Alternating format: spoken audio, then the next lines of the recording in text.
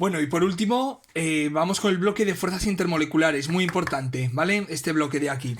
Vale, en el vídeo anterior hemos visto que las moléculas de sustancias covalentes moleculares se atraían entre sí o interaccionaban entre sí mediante fuerzas intermoleculares, ¿vale? Obviamente estas fuerzas intermoleculares son más débiles que un enlace real covalente entre los átomos, ¿vale? Pero obviamente estas fuerzas van a ser más intensas en los sólidos y en los líquidos que en los gases, ¿vale? Por lo tanto, la intensidad de estas fuerzas va a determinar cuál va a ser el punto de fusión de una sustancia o de ebullición, cuál va a ser su solubilidad, etcétera. Y lo que vamos a ver es que hay dos tipos de fuerzas intermoleculares, lo que se denominan las fuerzas de Van der Waals, que va a haber dos subtipos, ¿vale? Y los enlaces de hidrógeno.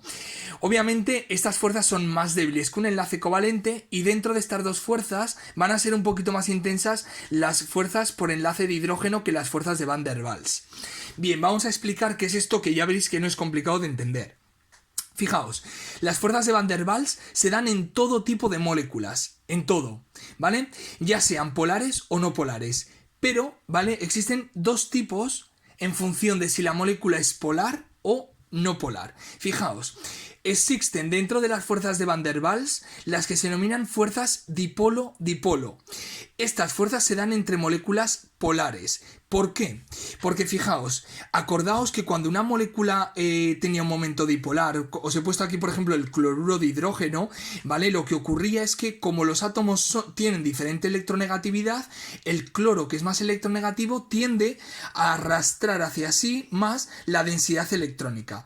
Por tanto, se va a crear en esta zona una región más de zona negativa que en esta zona, ¿vale? Es decir, el cloro, digamos que le va a tender a quitar parte de la densidad electrónica al átomo de hidrógeno. Por tanto, se crea un momento dipolar en la molécula. ¿Esto qué significa? Que va a haber una parte de la molécula que va a tener densidad de carga negativa y la otra va a tener densidad de carga positiva. Por tanto, se va a crear un dipolo. ¿Por qué dipolo? Porque existe una región en la molécula que una es con un polo negativo y otro polo positivo.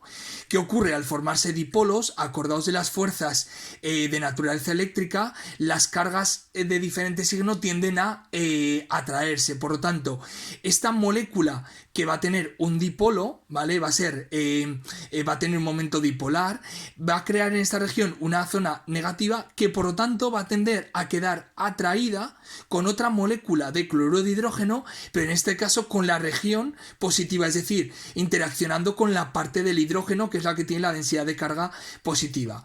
Por lo tanto, se produce una atracción electrostática entre los extremos de los dipolos que están opuestamente cargados. Obviamente se atraen polos o cargas de diferente signo.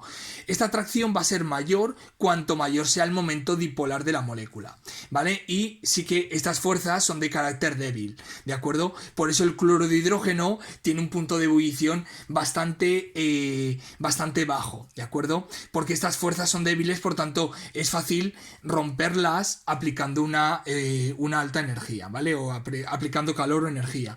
Por tanto, aquí tendríamos un ejemplo de lo que serían las fuerzas dipolo-dipolo entre moléculas.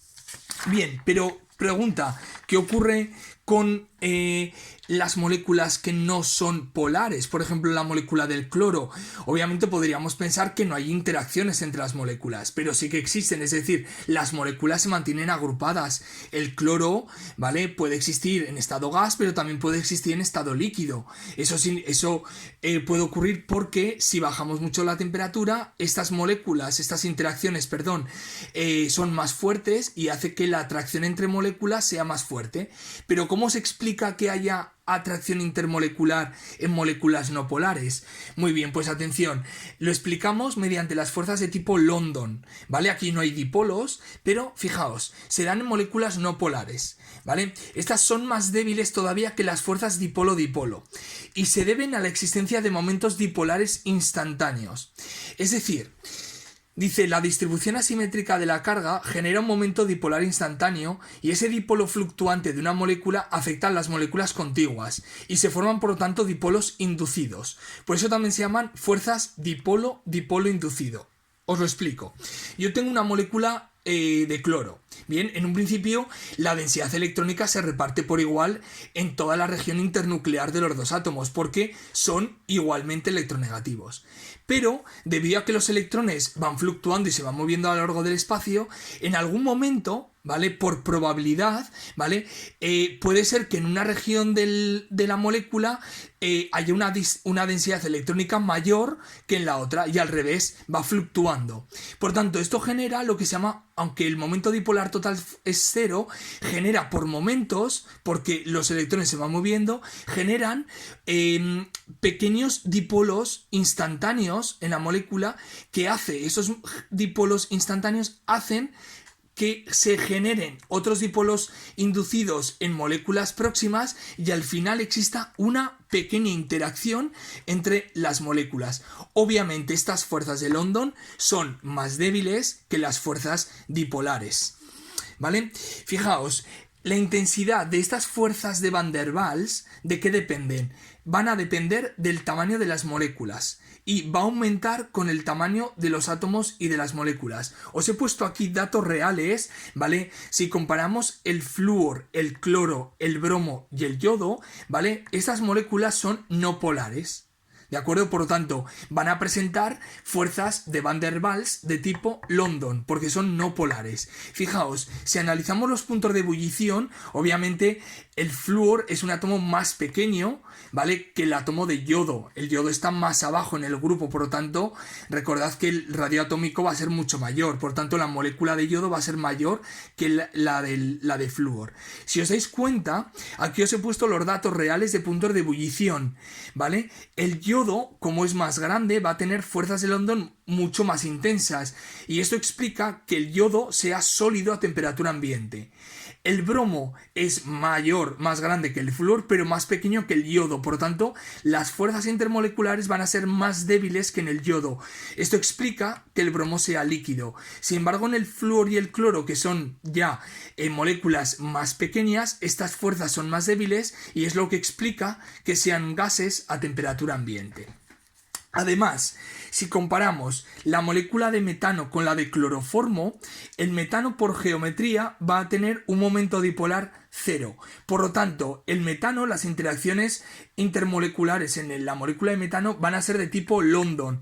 Pero en el cloroformo, ¿vale? Fijaos, tiene un momento dipolar, si analizamos los vectores, va a tener un momento dipolar hacia abajo diferente de 0. La molécula es polar. Por tanto, aparte de darse fuerzas de tipo London porque se dan en todo tipo de moléculas, al tener momento dipolar diferente de 0, también va a tener fuerzas dipolo-dipolo, que son más intensas que las de tipo London. Esto va a explicar que el punto de ebullición del cloroformo sea mucho mayor que el del metano.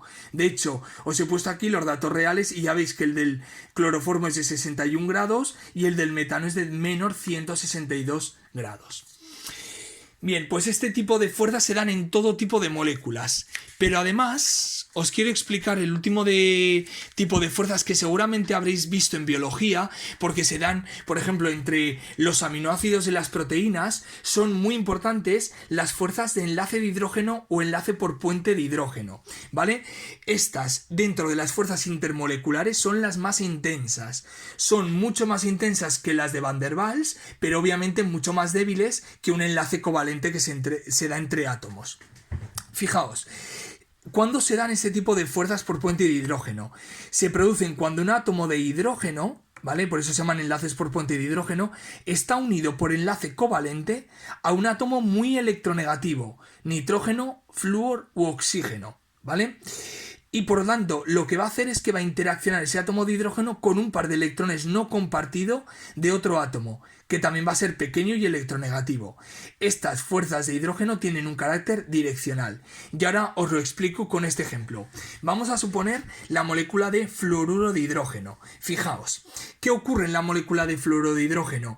Yo tengo el flúor y el hidrógeno, ¿sí? Vale, ¿qué ocurre?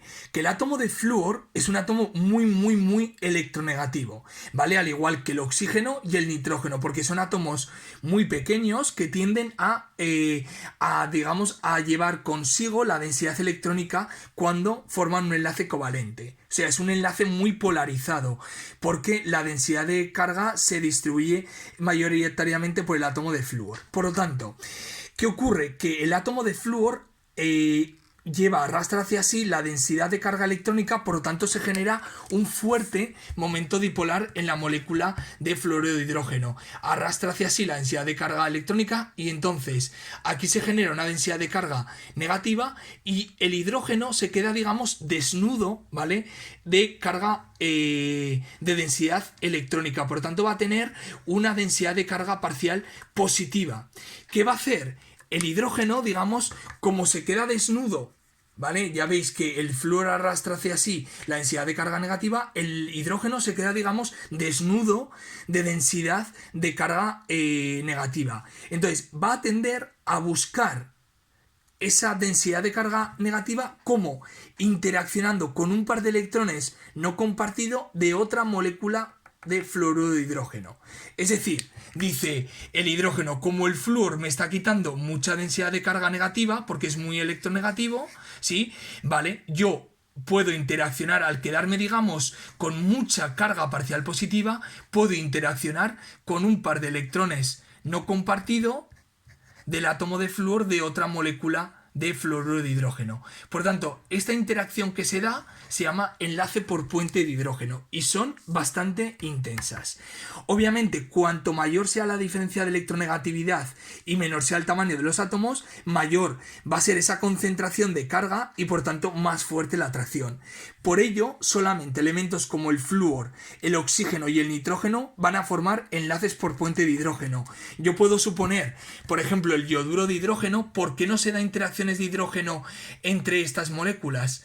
Porque el yodo, aunque es más electronegativo que el hidrógeno, no es tan electronegativo como para quitarle tanta densidad de carga negativa y que el hidrógeno se quede tan desnudo de densidad de carga negativa. Por lo tanto, aunque también estaría polarizado el enlace, ¿vale? Aquí el hidrógeno no se queda tan vacío de densidad de carga negativa, entonces no tiene la necesidad, digamos, de interaccionar con un par de electrones del yodo. Por lo tanto, en estas moléculas no se produce el enlace por puente de hidrógeno. Y fijaos, por terminar, si analizamos los puntos de ebullición de los átomos del grupo del oxígeno, azufre, selenio y teluro, cuando están formando enlace con el hidrógeno, fijaos, se observa que existe una tendencia en la que el teluro de hidrógeno tiene un punto de ebullición mayor que el selenuro de hidrógeno, mayor que el sulfuro de hidrógeno, ¿vale? Pero fijaos, la tendencia tendría que ser que el agua presentará un punto de ebullición menor si solo consideráramos las fuerzas de Van der Waals. Acordaos, las fuerzas de Van der Waals solamente son más intensas cuanto más grande es la molécula. Por lo tanto, tendríamos que esperar que el agua, al tener un tamaño menor que el sulfuro de hidrógeno o que el selenuro de hidrógeno, ¿vale? Tuviera un punto de ebullición menor, porque las fuerzas de Van der Waals tendrían que ser menos intensas porque la molécula es más pequeña.